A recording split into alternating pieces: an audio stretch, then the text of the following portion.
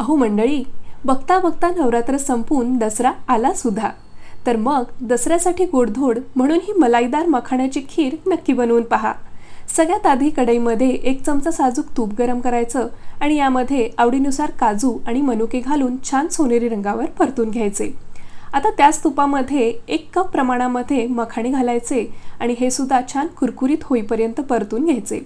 आता एका मिक्सर जारमध्ये भाजलेल्या मखाण्यांपैकी थोडेसे मखाणे आणि काजू घालून त्यांची एक बारीक पूड तयार करून घ्यायची. आता कढईमध्ये आपल्याला अर्धा लिटर म्हशीचं फुल क्रीम दूध गरम करायला ठेवायचं आहे. दुधाला छान अशी उकळी आली की यामध्ये भाजलेले मखाणे घालायचे. त्यासोबतच घालायचं थोडंसं केशरचं दूध आणि तयार केलेली मखाण्याची आणि काजूची पूड. मखाण्याची आणि काजूची पूड या खिरीमध्ये घातल्यामुळे आपोआपच याला छान असा दाटसरपणा येतो. त्यामुळे आपल्याला दूध फारसं आटवायची गरज पडत नाही किंवा मिल्क पावडर वगैरे घालायची सुद्धा गरज पडत नाही. आता यामध्ये आपण घातलेली आहे साखर आणि साखर छान विरघळेपर्यंत आपल्याला ही खीर उकळून घ्यायची आहे. हवी तशी दाटसर कन्सिस्टन्सी आली की गॅस बंद करायचा आणि मग यामध्ये सुरुवातीला तळलेले काजू, मनुके आणि थोडीशी वेलची पूड घालायची.